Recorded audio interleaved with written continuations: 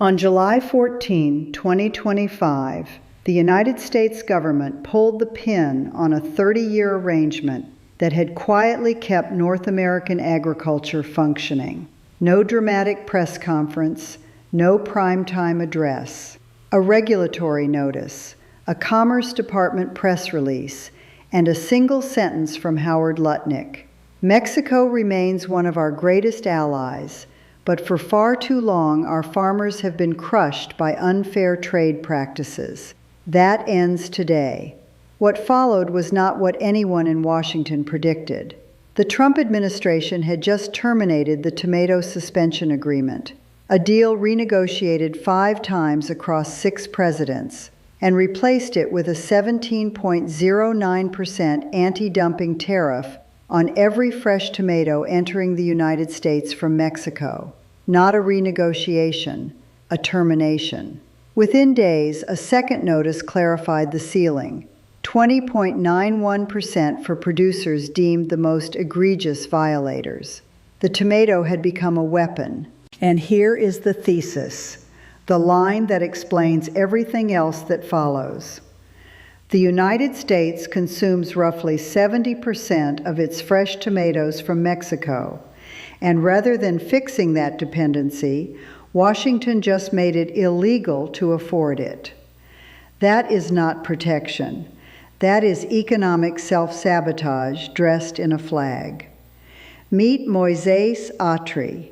He runs exports for Veggie Prime, a greenhouse operation in the central Mexican state of Querétaro, shipping roughly 100 tons of tomatoes every single week to Mastronardi Produce, the Canadian distributor that supplies Costco and Walmart shelves across America. He has been doing this for 13 years. His infrastructure, his contracts, his staff, all built around the U.S. market. When the tariff hit, he said something that every grocery shopper in America should hear. None of us can afford it. We have to approach our client to adjust the prices because we're nowhere near making that kind of profit. He wasn't complaining. He was warning. We know the mechanics of this because 3 decades of documentation exist. The original tomato suspension agreement was born in 1996, when a flood of low-cost Mexican tomatoes triggered anti-dumping investigations by U.S. growers, primarily in Florida. Rather than impose full duties, the 2 governments created a floor price system. Mexican exporters agreed not to sell below a minimum per-pound price. The U.S. agreed not to pursue anti-dumping orders, and everyone moved on. It was renegotiated in 2002, 2008, 2013, and again in 2019, that last revision happening during Trump's first term. 6 presidents, 5 renegotiations, 3 decades of functioning trade. In April 2025, the Commerce Department announced its intent to withdraw. The stated reason? The 2019 agreement has failed to protect U.S. tomato growers from unfairly priced Mexican imports. The Florida Tomato Exchange applauded. The Fresh Produce Association of the Americas, representing the importers and distributors who actually move the product, immediately warned that no alternative supply source exists at scale. By July 14th, the tariff was live. 3 separate data sources have since confirmed what the warnings predicted. U.S. tomato prices have risen 23% over the past year, reaching an average retail price of around $2.26 per pound in March 2026. The highest level in over 8 years. Canadian tomato imports from Mexico jumped 134% in the back half of 2025, as Mexican producers rerouted product within 48 hours of the tariff taking effect. And 74% of that new Canadian volume arrived between August and November, directly after July 14th. These are not coincidences. They are the signature of a market reorganizing itself in real time. Here is receipt 1. At the moment the tariff took effect, the United States was importing roughly $3.1 billion worth of Mexican tomatoes per year, up 367% in real terms since NAFTA took effect in 1994. Florida and California combined produce only about 11 million tons of tomatoes annually, and the overwhelming majority of that is processed, canned, sauced, paste, not the fresh round grape, Roma, and cherry varieties filling American salad bowls. The gap between what Americans grow fresh and what they eat fresh is structural. It did not develop because of unfair pricing. It developed because the American industry over decades chose processing contracts over fresh market expansion. The tariff does not fix that structural gap. It taxes the solution to it. Here is receipt 2. Mexico's tomato sector generates $3 billion in annual export revenue, employing hundreds of thousands of workers across Sinaloa, Sonora, Baja California, and Querétaro. Roughly 99.7% of those exports historically flowed to the United States. When the tariff hit, Mexican producers did not fold. They pivoted. Minimum export prices were published in the Federal Gazette within weeks, setting floor prices by variety, not to restrict supply, but to establish a new pricing baseline that could absorb the duty without destroying margin. Mexican President Claudia Sheinbaum was blunt about what comes next. Mexican tomatoes will continue to be exported to the United States because the United States has a demand that it cannot meet with any other tomatoes produced anywhere else in the world, even with the additional 17%. She is correct. Think about Moisés Atri again. Contractually locked in with Mastronardi through 2026, shipping 100 tons a week. The tariff adds a cost he cannot absorb, and his client has not yet agreed to share. His greenhouses continue running because they must. His workers show up because stopping is not an option. And somewhere in a Costco produce aisle, the person buying those tomatoes is about to notice the price has quietly climbed and has no idea why. Here is receipt 3. The broader consumer impact is now measurable. Fresh tomato prices are up 23% year over year as of spring 2026, according to Consumer Price Index data. Agricultural economists at the University of Tennessee and Cal Poly have both identified the tariff as the primary driver, with secondary contributions from higher energy costs linked to the Iran conflict and 2 successive freeze events that wiped Florida crop cycles between December 2025 and January 2026. Analysts project further increases ahead. The peak is not in. Every restaurant with a BLT on the menu, every school cafeteria buying produce in bulk, every grocery chain trying to hold shelf price, they are all absorbing costs they cannot sustain indefinitely. Here is what no outlet is saying clearly enough. The structure of the American fresh tomato market is not a free market. It is a dependency, built intentionally over 30 years, because Mexican greenhouse and field production can deliver fresh tomatoes year-round at volumes no domestic producer can match. That is not a flaw. That was the design. The NAFTA era deliberately allowed food production to follow comparative advantage across borders, and for 3 decades, American consumers paid less for produce, and American food companies built supply chains around reliable cross-border flows. Let me translate that for you directly. The tariff is not reversing a dependency. It is taxing a dependency while doing nothing to reduce it. No meaningful investment in domestic fresh tomato infrastructure was announced alongside the tariff. No greenhouse expansion program, no transition subsidy, just the duty. What do you think happens next? Does Washington negotiate a new deal before the USMCA review this July, or does the tariff become permanent? Drop your answer in the comments right now. I want to know what you think happens. Now here is what the psychological analysis reveals. 3 moves. 3 reasons this played out exactly as it did. First move, the Florida political calculus.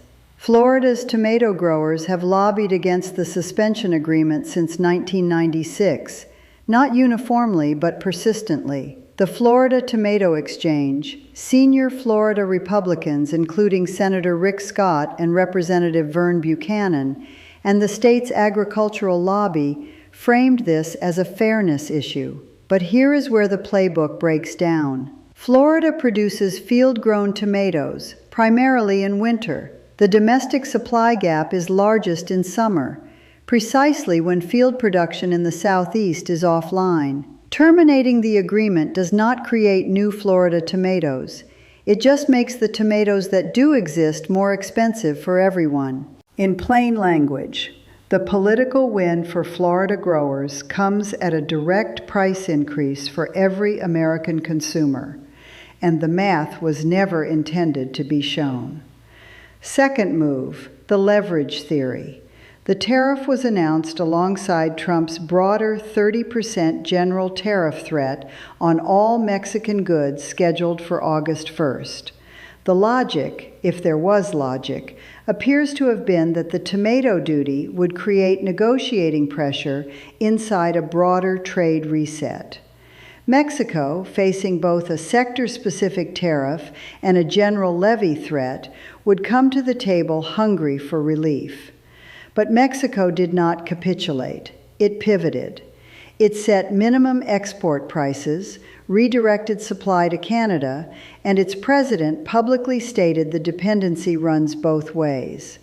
What the administration's playbook missed is that leverage only works when the other side cannot absorb the pressure.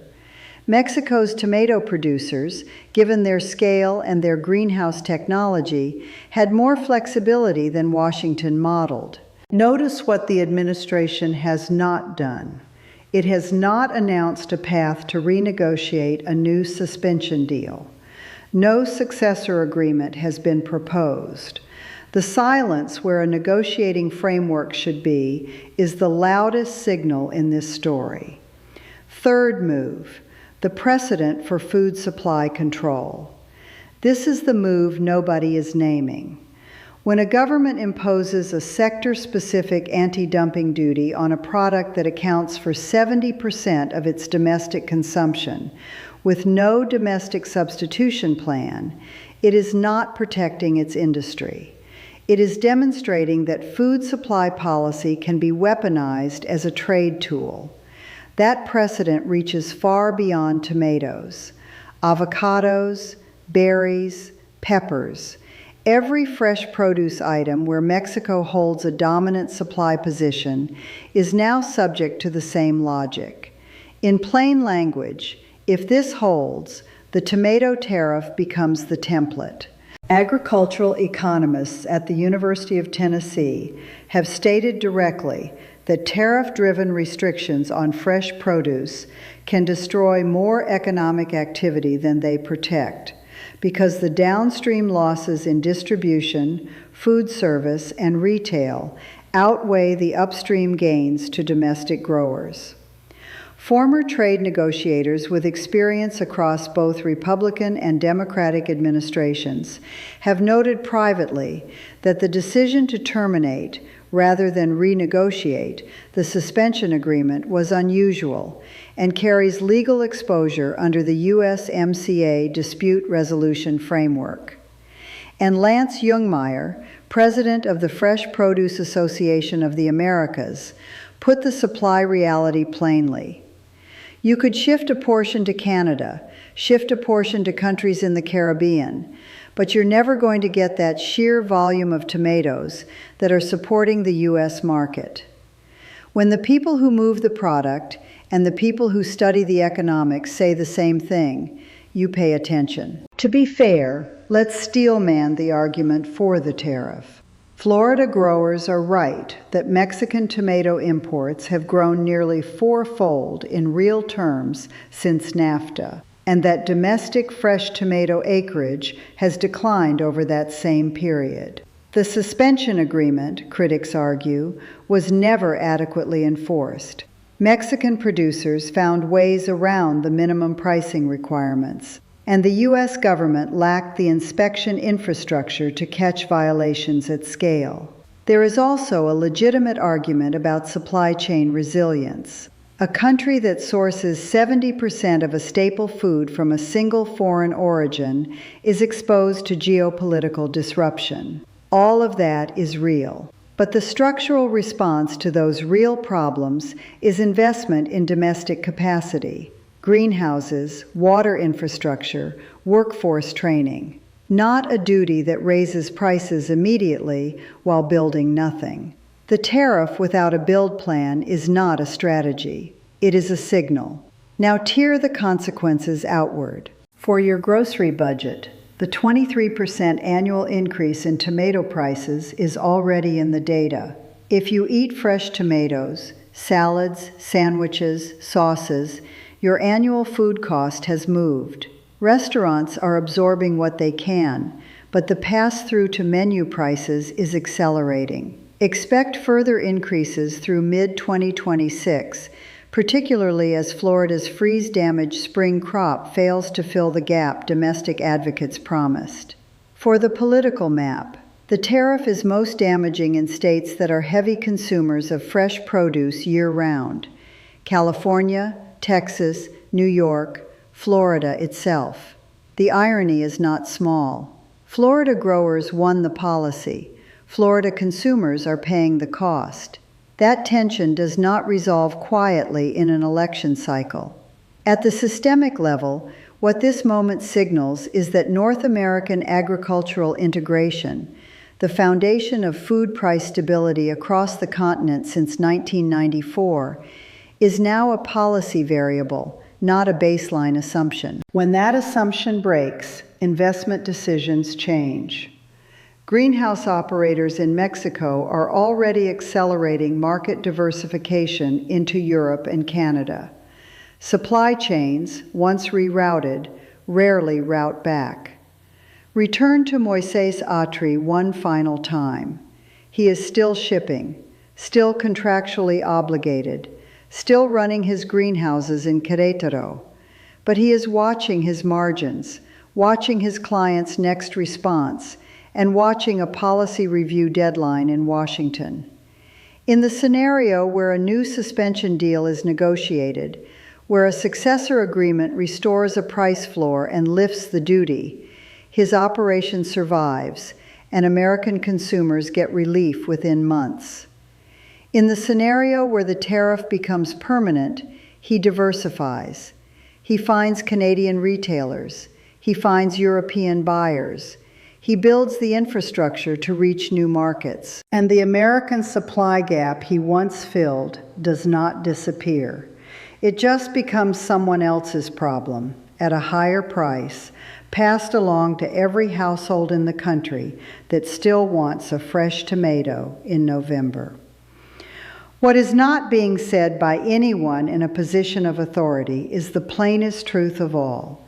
The United States government chose, in July 2025, to make the food it cannot grow more expensive without a plan to grow more of it.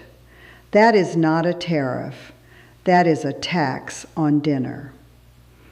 Now the dates that matter. July 2026. The USMCA formal review window opens. This is the moment where a renegotiated tomato suspension deal is either on the table or it isn't. If no deal is proposed, the tariff effectively becomes permanent. Watch whether Washington initiates formal sector talks in June. Fall 2026. U.S. domestic fresh tomato season ends. Imports must fill the gap. If the tariff holds, this is when consumer price pressure peaks again. Watch the CPI fresh vegetable line in October. The 90-day tariff pause on broader Mexican goods that Trump announced in late July 2025 expired. Watch whether any sector-specific relief was negotiated into subsequent USMCA discussions. And watch Mexico's minimum export price reviews.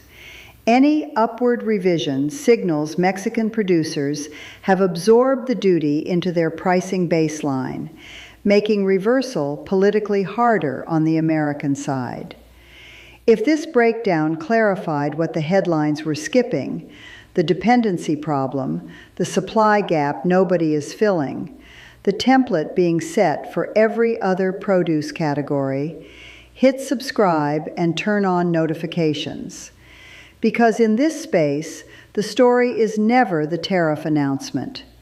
The story is what happens 3 months later when the shelves don't look the same. That next filing, that next price index, that next negotiation round, it comes faster than the news cycle is ready for. Now leave a comment on this. Is the tomato tariff a legitimate protection of American farmers, or a policy that costs consumers more than it ever saves growers? Both answers are defensible. I want to know which side of that line you are on.